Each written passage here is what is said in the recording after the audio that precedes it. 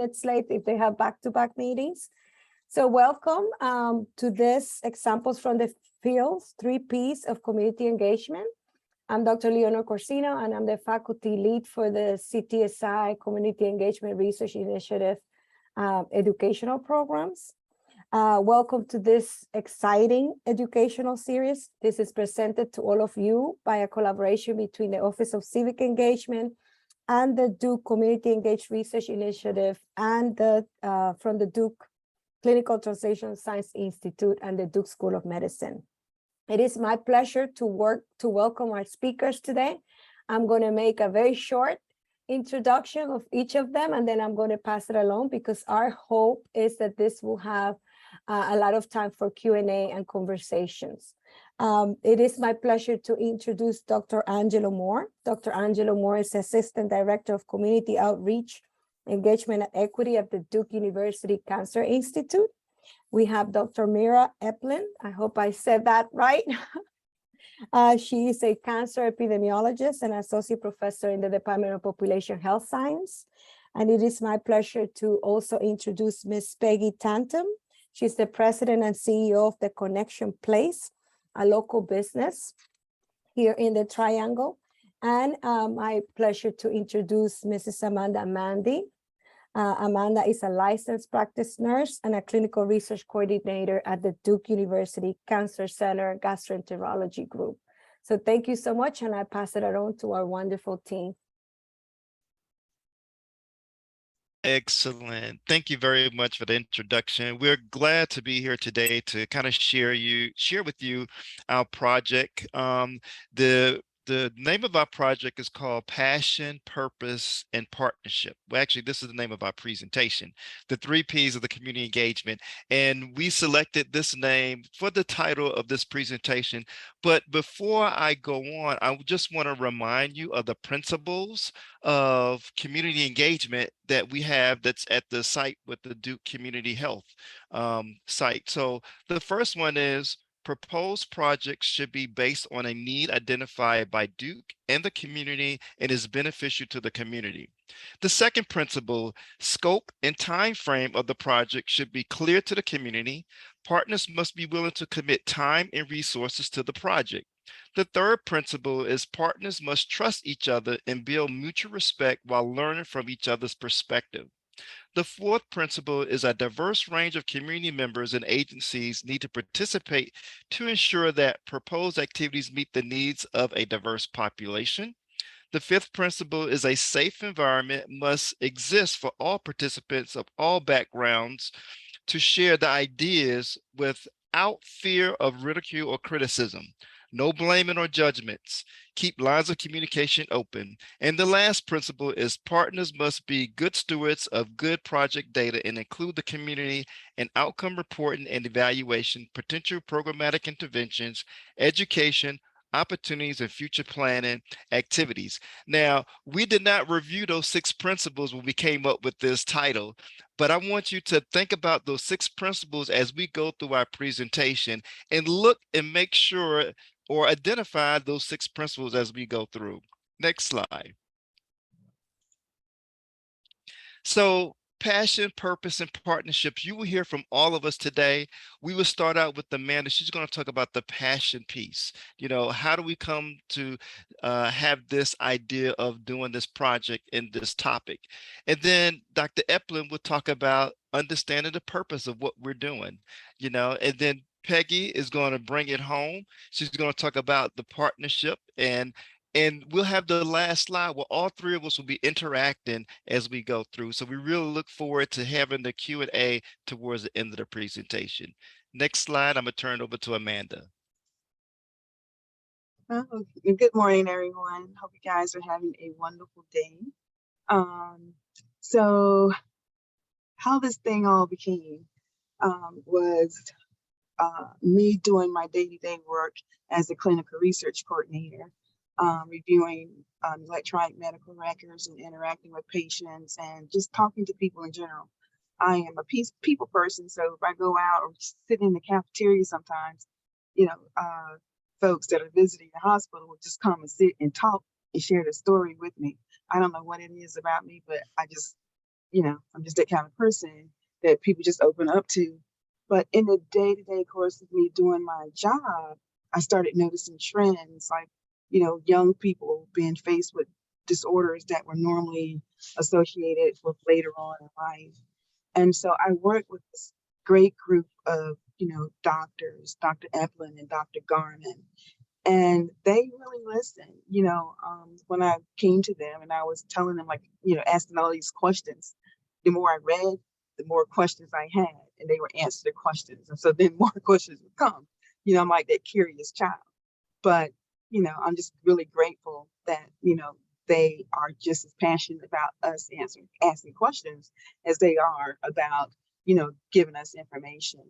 And so in the news, Chadwick Boseman died. And so that really touched my heart because I'm a mom and I lost a child. So I just couldn't imagine, well, I couldn't imagine, his mom or his family, losing him. I mean, he was a loss to society, but, even a more personal loss. But then for him to be so young, to have died at 43 with colon cancer. And then there were others and others. And then I started learning about others. And so the passion just started, eating at me. And so I was like, we got to be able to get this information out to the community. How can we, go out into the community and, inform people about what to look out for? And so, like I said, Dr. Evelyn and Dr. Garman, they heard me. And so, in the course of things, Dr. Garman presented this opportunity for me to write a grant. So I can go out and educate the community and bring awareness to colorectal cancer. And so the thing is, I only had 4 weeks to get this thing together. So I went out to the first organization that I knew of, and that person was saying all the reasons why it can't be done. Time is too short. You only have 4 weeks. It would never, ever get done. So I wasted one of those weeks, dealing with self-doubt, after this person told me no, because I thought that person was, the residential expert in the community. And so went to bed and, I'm a religious person, so I'm going to, talk spiritual. So I prayed about it. And when I've learned about passion is that thing that keeps you awake at night. It's the thing that drives you. It's the thing that wakes you up. And it's the thing that would not allow you to rest until it's birthed into the atmosphere. So in my prayer, God just kind of reminded me who I am and what my purpose is here. And then I remembered, he brought my memory that I am connected to a group of wonderful women. And if you want to get anything done in the community, go to a female, right? Jesus did. I mean, he did marry, But anyways, so I went to Peggy, who's my friend, and we worked together in the female. Well, she's the founder of the Female Pastors Fellowship, and like this great group of women that are always energetic, always willing to help out. And so I went to her and I was like, hey Peggy, do you know of anyone? Okay, you help me, write this grant. I got this grant and told her what was going on. But then at first I had written when I can't get anyone to talk to about things, I go on my Facebook page and I'll get up on my soapbox and I start I'm spilling my thoughts and my feelings. And so Peggy read that. And so she said, sure. And so we got started on it. And so from there, we started, scheduling meetings with Dr. Eplin and Dr. Garman, and it just kind of went on and on and on. And then we come to this. And so we formulated the advisory team. And this is our advisory team. Dr. Julius Wilder, he is a hepatologist. Here, Dr. Evelyn is a, oh gosh, I know what you do. And Dr. Moore and then Dr. Garman. So, we formulated this advisory team and they helped us, word the grant and how to put the purpose piece in there. And so next we're going to have Dr. Evelyn to talk about, oh, I forgot to talk about this, about the partnership that we formed. And so once we got the grant, we went out to the Females Pastors Luncheon, and we were able to present the Female Pastors Fellowship with a grant for $9,500 to bring this information out into the community. So yeah, it was, you know, I would always encourage you to follow your passion. You know, it's something that God placed inside of you. And don't be afraid and don't give up, even if you're here no the first time. Thank you, Amanda. So I am an epidemiologist, and I'm really a researcher. I study the causes of cancer.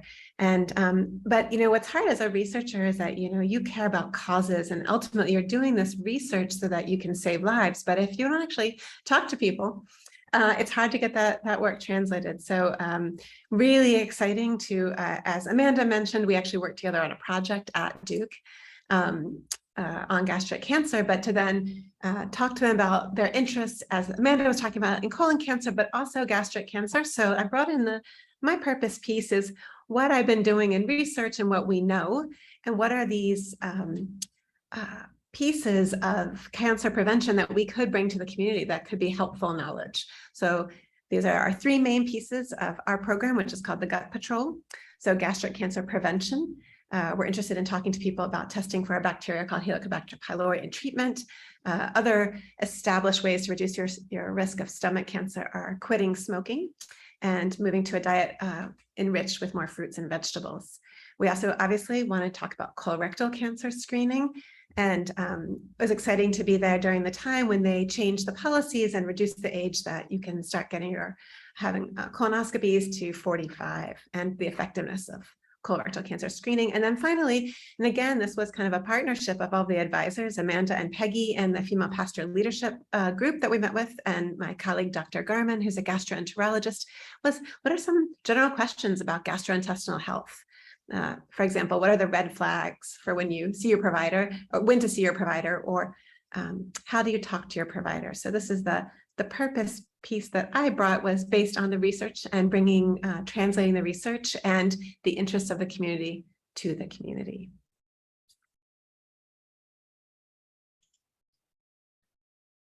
Thank you. And thus establish the Gut Patrol. This is what she talked about, eating healthy. Once it got started, we went out and did a logo. My name is Peggy Tatum. I'm the one that was tending to my own business when Amanda approached me about her passion. And so it got started. The picture you see here is a group of female pastors. We have had fellowships over the last 3 or 4 years, and my purpose is to connect people with who they need. I bring them together not to teach them how to preach or anything like that. I just satisfy a need. And so you see this big group here. This is a diverse group. They're from all over North Carolina. We have some in South Carolina too. But these are the ones that are helping us spread the word about colorectal cancer awareness and about healthy eating. So this picture here is like the team, but there are others outside of the team that once they heard about the Gut Patrol, they wanted to be a part. And so those are ones that we're going to depend on too, to help us take us to the next level. It was a great partnership, and it still is a great partnership, and it will continue to be a great partnership. And so here's some questions here we wanted to cover. Who identified the funding opportunity? And of course, you already heard about that when Amanda was talking about her passion. But there was another piece too that we didn't find out until we were talking this week from Dr. Eplin, how it really came about. Can you tell us a little bit more, Doctor? Absolutely. So this is interesting. So the chief of gastroenterology at Duke, Andrew Morris, is part of the North Carolina Society for Gastroenterology. And they wanted to give out a grant award to a community group to do anything having to do with promoting GI health in the state of North Carolina. And I hadn't heard about this. Dr. Garman hadn't heard about it, but Dr. Moyer thought of Dr. Garman, knowing that she's working on areas that are important to the community, and asked her, do you know anybody who might want to do this? So then Dr. Garman and I talked, of course, thought about Amanda on our team, talked to Amanda, and then Amanda found Peggy, and I found I know Dr. Moore, brought him into the group. So really it was a situation where I would say like right time, right place, right people, although the timing was a little too tight, but we did it, as Amanda said. So, right, the funding opportunity actually came from someone who at least knew enough about who we were to say those might be the right folks. And Dr. Moyer did reach out to other people as well, but it was really fortuitous for us that the timing worked out, that we knew a passionate person in the community, and there was an available grant award. Yeah, and I'll be honest with you, I never thought it would happen with that short time frame. I said, I was just trying to please Amanda, and look what happened. Wow.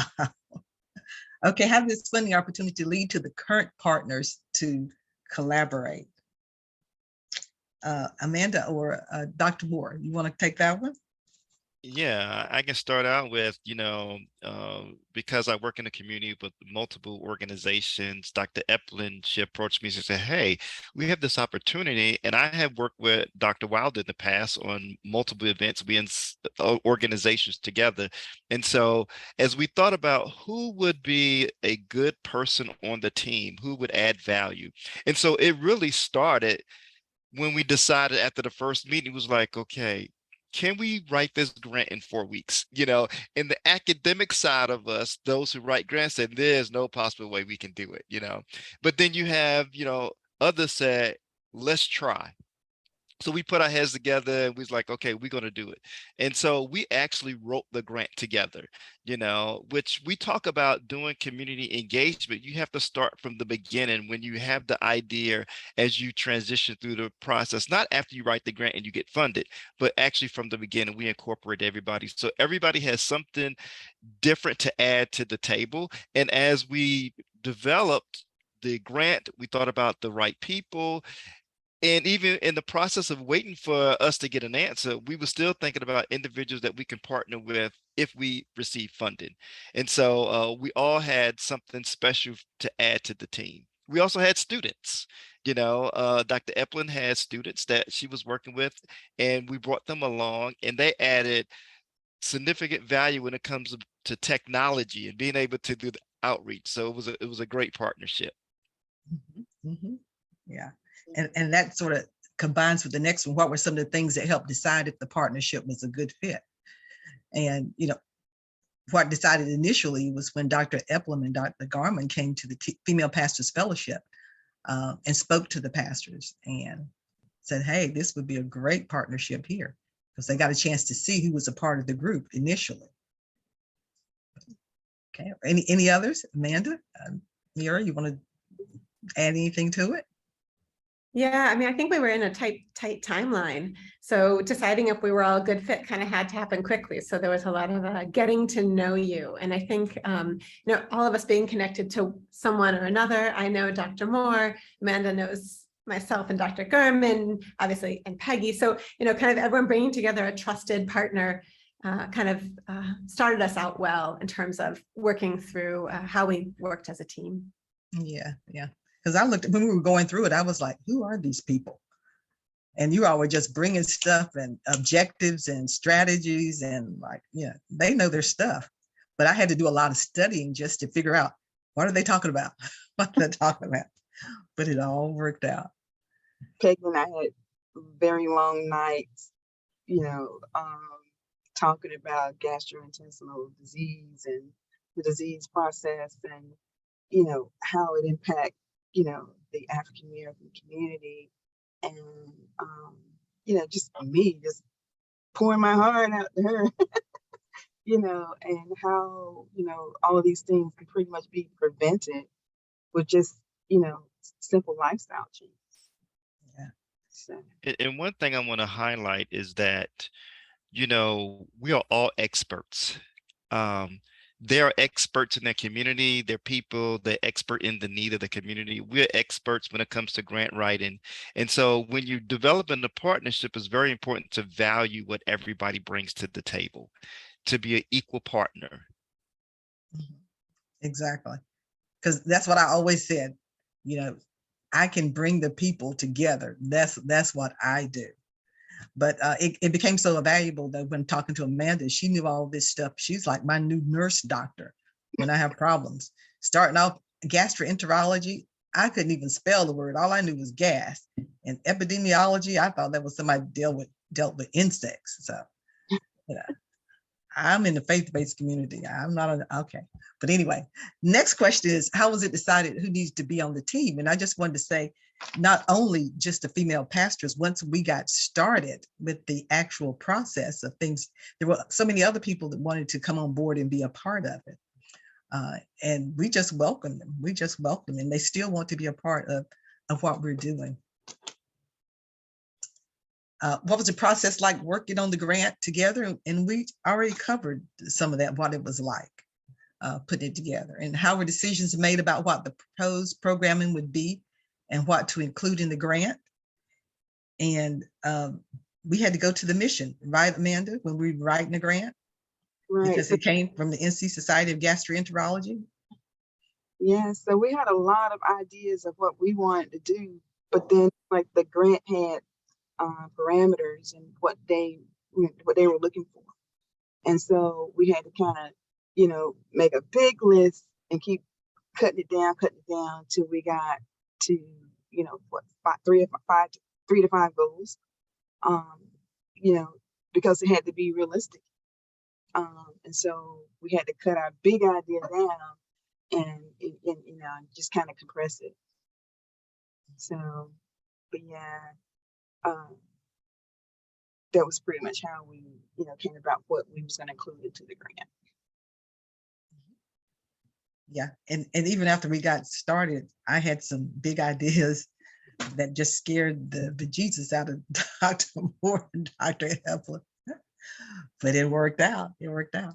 Once the notification of the award, how did the team organize and decide how to move forward? And let me tell you, this happened in November, and this is the holiday season. And around me, November, December, we're not thinking about, you know, doing a whole lot of work. It's holiday season, it's having a good time, it's eating and all that good stuff. But Dr. Epling kept coming to me wanting to know what our schedule was. And I finally got around to it. But if I didn't have her pushing us, we wouldn't have been on schedule. So it's good to have somebody on the team that wants to do stuff on a timely basis. Any other input, guys? Yeah, and I would just add that timeline. We actually had our first program in February. So because we developed a good relationship as we was thinking about things, we was being very proactive. And Dr. Moore kept asking me stuff, and I said, it's in my head. And he told me I need to put it on paper. So. And the other thing I want to add too is, remember, we're in the midst of COVID. And so we wanted to do event where we had people gathered. And so we had to think about all these other variables, you know, that we had to consider as we move forward. So it was a challenge, but we did it. We did it. And I personally gave up my anniversary month for the magazine just to do the health fair in March. Dr. Epling, you owe me. Okay. Projects and impact. The Gut Patrol. These are some of our projects and the impact that we had. And y'all can jump in at any time. We set up a social media Facebook page. And right now we have 398 people that are part of that group. And we have an Instagram page too, but most of the information is being transmitted on the Gut Patrol Facebook page. And anybody that's watching, we'd love for you to join us and see what's going on. Now, we weren't trying to blow it out of the water and get thousands and thousands of people initially, because we had to get our stuff together and know how we wanted to manage this. So we have Amanda that goes on and do a medical part, and She has a disclaimer that she's not a doctor, and it goes to your doctor if you need to see a doctor. And I bring information to it. I bring the pop to it, the glam to it, to make it look good. And so as we move forward, we're going to have other contributors. We already have contributors now, but we'll have assigned attributors so we can have it an active page. We had the webinar that Dr. Moore and the others put together. And we had 100 registered for that event, and it's currently archived where you can go back and see it if I'm correct. You want to add any more to that since you all spearheaded it? No, I'll let Dr. Eplin talk about it. Sure. I was just going to add, just if it's interesting to folks about the process, because it really was a unique process for me in this kind of community engagement. As Dr. Moore was saying, we all bring our expertise in different ways. And one of the examples was the webinar where Peggy has a regular lunchtime Facebook group. And so it made so much sense to her that that's when we would do the webinar, but she wanted to have physicians there to give advice as well. And she didn't know beforehand that physicians can't just take a lunch break or schedule a lunch break in the middle of a workday. So much learning, and then kind of talking about, well, if the community, if we're not going to have it lunch, when would be a good time for the community? Is it right after work? Is it after they have a chance to pick up their kids and get home? And really, if you're going to put on these events, obviously you want it to be meaningful and impactful to the people who can attend. So, having those conversations and learning and listening to each other, I think really helped. So the webinar was a great event, and we kept learning. Yes, and you did most of the work on that too, putting everything together. I apologize for not calling you first, but that was a learning curve for me. I run my own business. I have my own time, and I was clueless as why come y'all couldn't just have it at lunch when you got to take a lunch anyway. And so I got educated through the process, and I appreciate it. I haven't been in corporate America for 18 years, so it's changed quite a bit, I'm sure. All right, we also had a health fair. Amanda, in March, colon cancer awareness month. Right. You had 250 to 300 people doing COVID restrictions. We would have loved to have blown that out of the water, but Dr. Eplin didn't even want us to go inside. She wanted us to have an outside event. And I said, no, I've done a lot of events in March and the weather is crazy. You never know when there might be snow on the ground. But she didn't want us to get together and folks get COVID and we'd be responsible for it.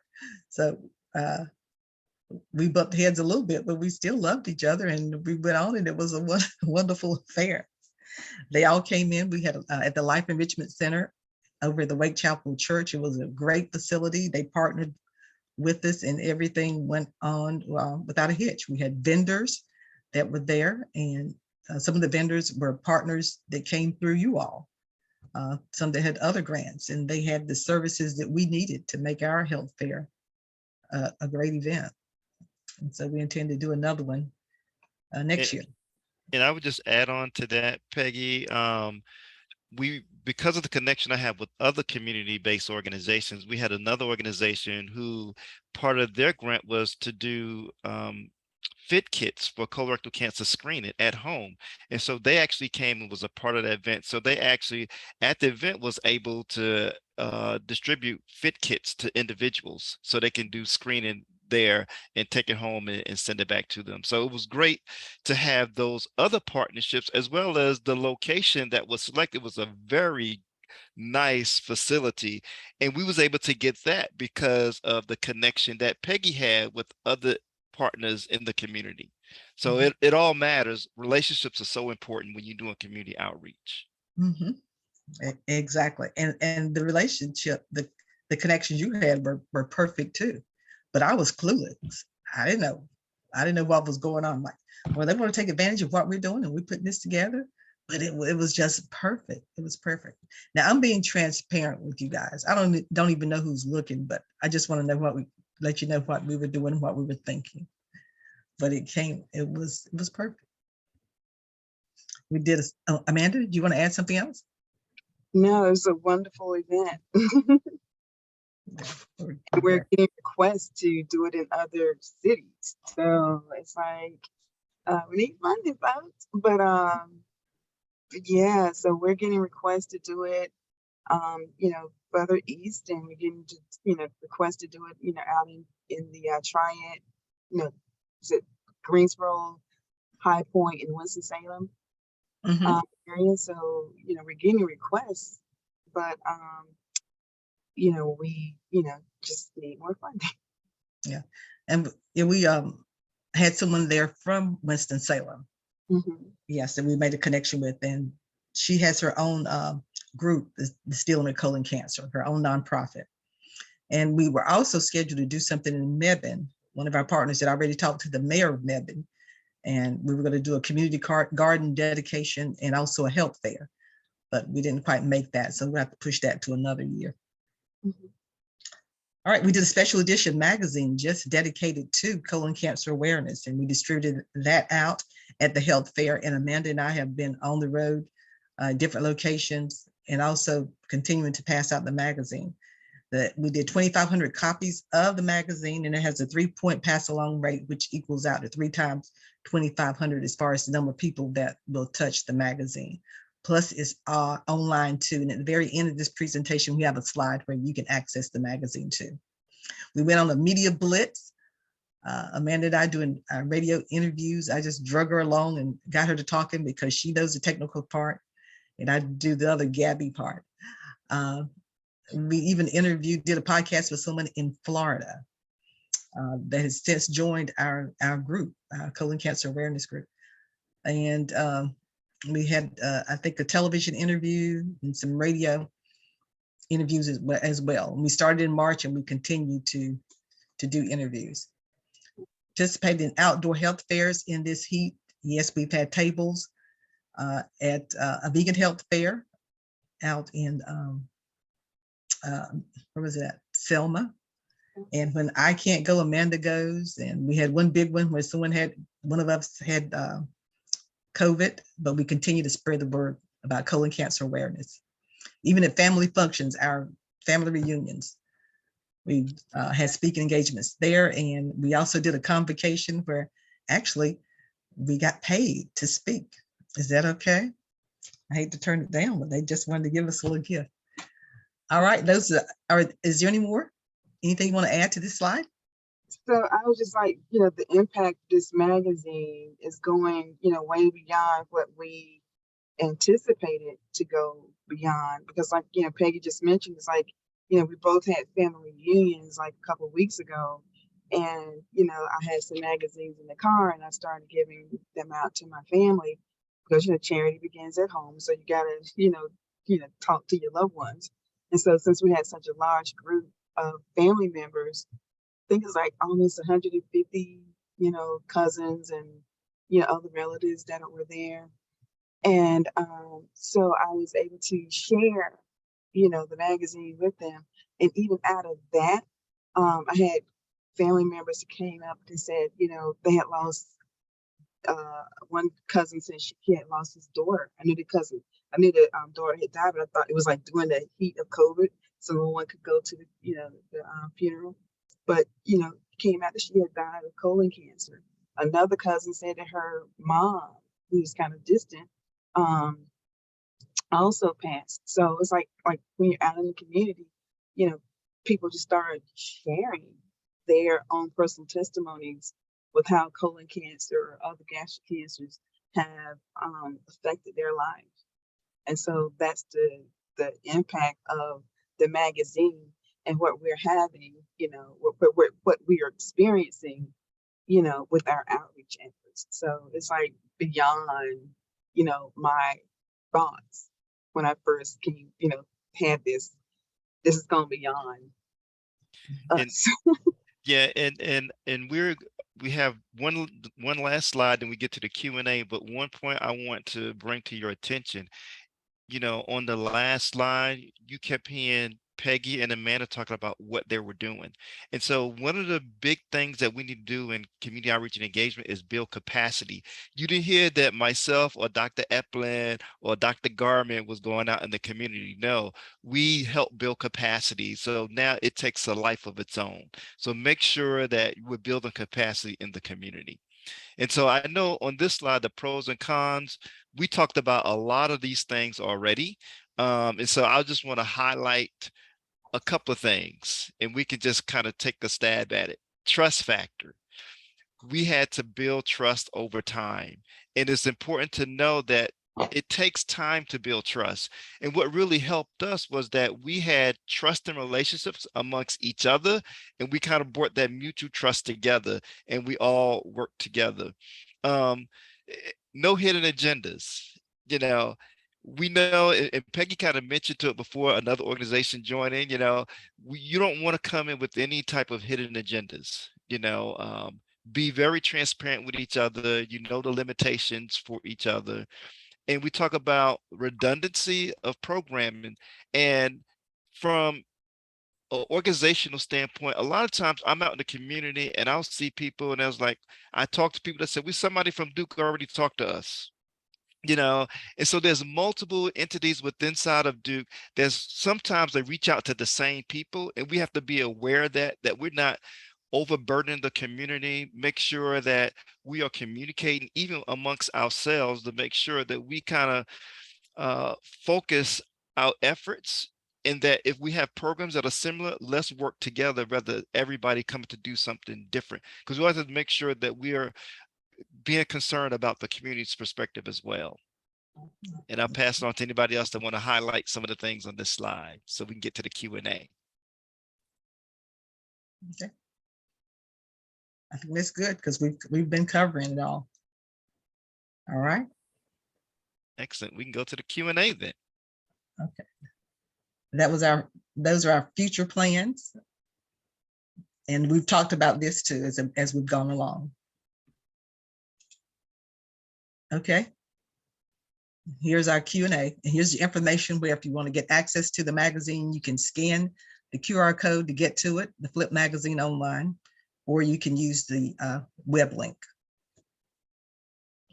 And if you're on Facebook, you can look us up, the Gut Patrol, and join our Facebook group. This is great. Well, thank you so much for sharing this information with our group of participants today. This is an amazing project. Our first question that we have is that Ms. Peggy mentioned on taking the Gut Patrol to the next level. What does that future engagement look like with the Gut Patrol in the community? What's your vision for the future, Ms. Peggy? Well, I can't tell you everything because I don't want you to know all our secrets, but what we're because we got some good stuff coming up. But we're going to continue with the people that we have. We weren't able to connect with all of them. We have connections all across the state, so we want to continue working with them and them spreading the word in their communities. We're going to expand on the Gut Patrol website itself. There's a possibility that we will establish a nonprofit for the Gut Patrol. And there's a lot of stuff that's coming up. We still are looking for ambassadors, not only for the Gut Patrol, but also to work with Dr. Moore and his department. But we want it to be a household name. When folks say the Gut Patrol, we want them to know what it is. And we want folks to be healthy. That's what it boils down to. Exactly. And we're going to be working on community gardens also next time. All right. It sounds like you're going to become more embedded in the community through your existing and ongoing partnerships. This is great. And that fosters what you had on the other side, sustainability. That's incredible. Yeah. Oh, you said it so well. Awesome. Great work. Another question for you is, in looking at the work that you're currently doing through the lens of health equity, how do we continue, what would be your advice, any of the panelists, on building these campus or academic partnerships with community missions? How do we advance this? You're working on colorectal cancer now. Could it be breast cancer? Could it be HIV/AIDS? What is your vision, or what vision could you share on using this model to advance health equity, addressing other diseases? Yes, we are in talking with another group that that's focused on kidney disease, and how it affects the African American community. So hopefully we can, bring that, into the forefront and use the same kind of platform with them, you know, to, so we each partner and help each other out. So that's one type of collaboration. And I would add, we didn't talk about it, but Amanda and Peggy attended our community health ambassador program. So when they talk about ambassadors, and what we do is in this particular program, we teach trusted community members about the common cancers. So we talk about colon cancer, we talk about breast cancer, prostate cancer, lung cancer, cervical cancer. And so they know about these particular cancers as well, but for this particular grant, the focus is colon cancer.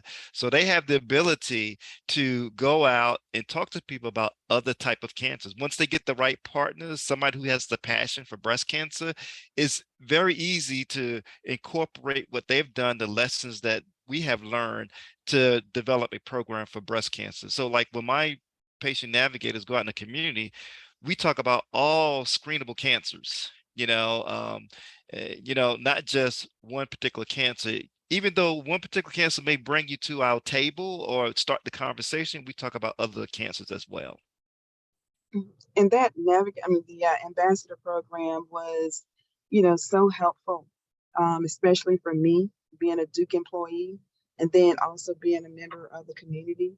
I learned through the advice that we received, especially from Dr. Moore, that there was room for a conflict of interest.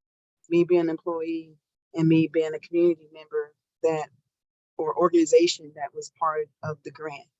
And so the ambassador program allowed me to disconnect myself as a clinical research coordinator and be able to go out into the community as a community health ambassador and speak with the community in that capacity. So that's a great program to, maybe think about, taking. If you are a Duke employee and you have passion to go out in the community and spread, information. And me being a nurse, also help that out too. So yeah, I would definitely, look into, becoming a community health ambassador so you can get the information that, that's provided through that program. So you go out and inform people. Thank you so much. Anyone else? That's great information shared. Next question. What are you hearing from people about the reasons that they might not be able to eat healthy or get testing done? What can we do about those things? What we're hearing out in the community is, food deserts, and we have a community partner that, addressed that issue. I think it's like Southeast Raleigh. I'm not really familiar with Raleigh. I don't know what Southeast is. So it's, in the middle part of Raleigh. So they opened a grocery store there. There are other, the Black Farmers Market and other organizations that, are established to address those food deserts and those food insecurities. And about testing, a lot of them are afraid to go get colonoscopies. They're just afraid, and I'm like, why are you gonna be afraid? You gotta be asleep anyways. The hardest part about, just reassuring and trying to, ease those fears that a colonoscopy is not a very, it's not as bad as it seems. The hardest part is the prep. Once you get over the prep, the test itself is a piece of cake. You're asleep during it. And what the things that we are doing to address those is, like I said, partnering with people that have food, grocery stores or co-ops, farmers markets. We partner with a church that brought in healthy foods during the health fair. So Peggy can address that. And so those are some of the things that we are doing And as we go out in the community, we're hearing other things, but most of the times it's fear that's keeping folks from being tested.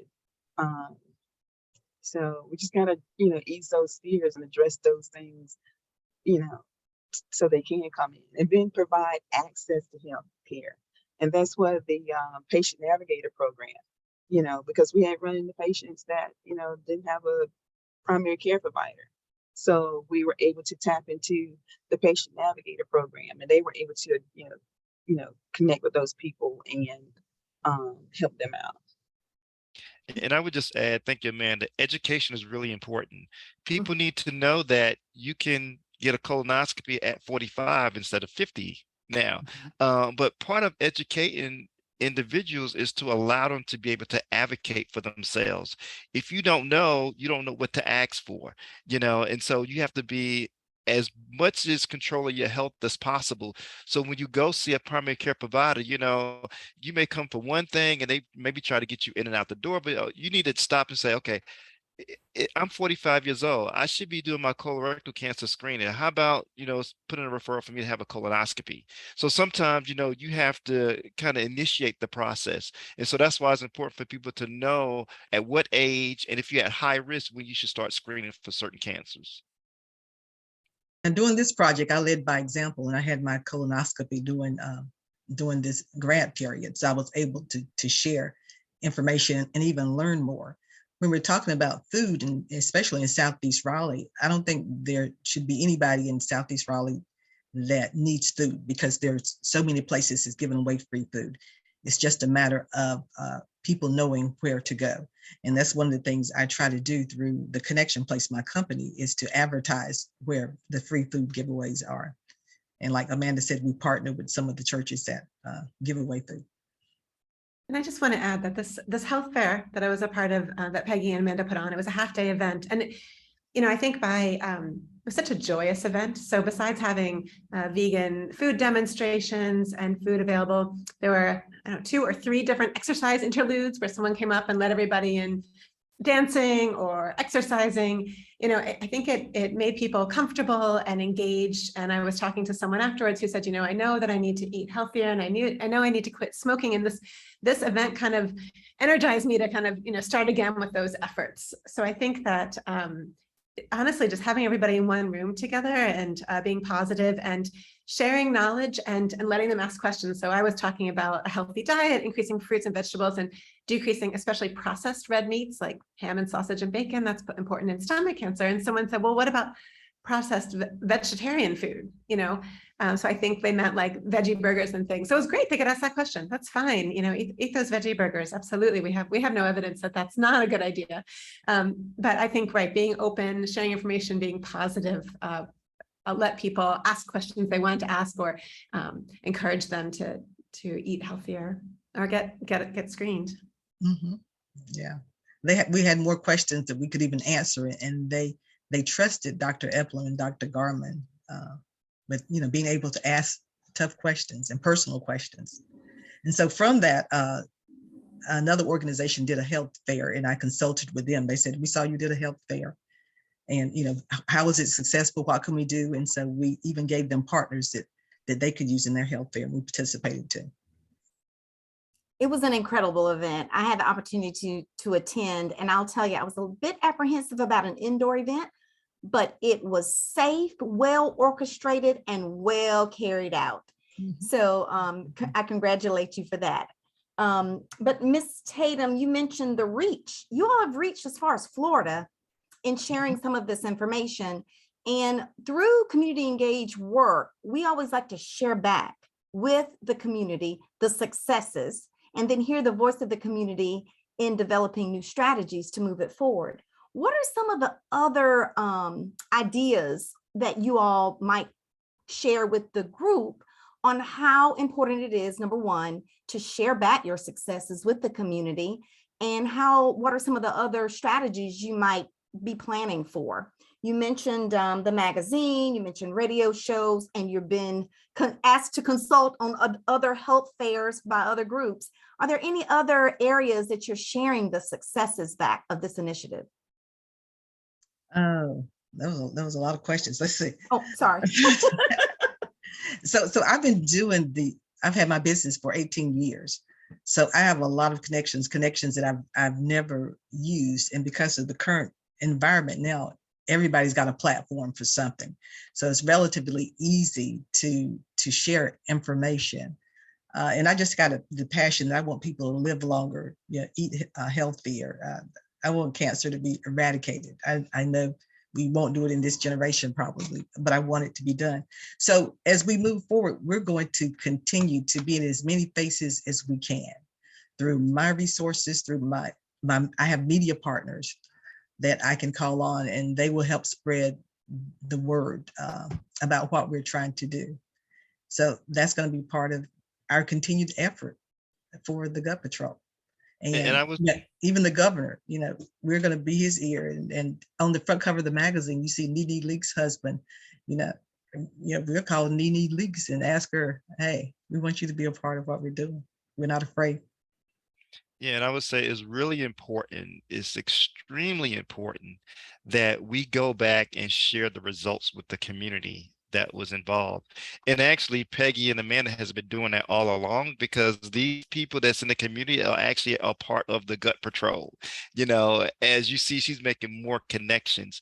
But I think at the end of the grant, once we do the final report, we will develop something that is easy for people to understand, to see the impact of this particular program at the 1 year mark. Like I said, it's just the 1 year mark. It continues on, but we want to make sure that we provide something to the community members and the partners, as well as the grantor. They like to know that we did good things with the funds that they provided us. This is great work, and it's so well connected. All right. Any other questions from our listeners, our learners that are on the call? I'd like to pause and give you an opportunity to address that. I think LaSonia mentioned about connecting those that need assistance and primary care providers that need to be navigated to screenings. Is there something that you all are doing? Has that been a challenge? If you find those in the community that do not have primary care providers, getting them connected? That really hasn't been a issue. Once they have identified themselves, we send them directly to the Patient Navigator program. So after that, I'm quite sure they get them connected to providers, and so we do correspond with that program, with Dr. Morris' program. And I said that's one of the highlights of the Community Health Ambassador program. They're taught by my community health patient navigators. And so if you run into anybody who needs access to care, all they got to do is pick up a phone or send an email, and they will take it over from there. Okay. And also we have that in the magazine too, how they can, that resource in the magazine. And Dr. Ruth over in Durham, she has a lot of stuff too that's helpful. And when she sent out her e-blast or emails for stuff like that, like free testing, and I think they had one thing where they would pick you up and take you. I share her information to my database too. This is an incredible network. Coalition. The Community Health Coalition. There you go. So you all have really connected to various networks in the community to serve the community at the highest, to get them their health needs addressed. This is incredible work. All right. Any questions from our audience? All right. So for the remainder of this time, I'd like to thank our panelists. And if they would like to share just a basic nugget on their tips for success, please do. What would be your first tip for success for anyone desiring to engage in an academic community partnership to advance health equity? Well, my tip would be to listen. Listen. Awesome. I would say show respect. Respect. People, their skills and their values. Awesome. Yes. Everybody's an expert. You said that, Dr. Moore. Great. Miss Amanda? I would say follow your passion. Ah, Follow your passion. and look what following your passion has done. This is incredible. You've touched lives, you're going to touch many more. And Dr. Epline. Sure. I think I'd say just be open to, we're all kind of like, as Peggy said, she's working in the community. I'm working at the university. And when you do these collaborations across such different areas, not only does everyone have their skill set, but you can learn and you can come together and build something better, more impactful when you kind of take yourself out of your box. Like, this is how we write a grant and this is how much time we need to write this grant. If you can kind of, be a little bit more open to various avenues, I think that there's a lot of success out there. All right. Well, thanks so much to this incredible team. We look forward in hearing and learning more about the Gut Patrol. Each of our participants, you'll receive an evaluation following this event. Please give us your feedback and you'll have an opportunity to connect to additional learning experiences provided through our partnerships. So thank you very much. And if I could ask our panelists to hang back for a few minutes, that would be great. Thanks, everybody.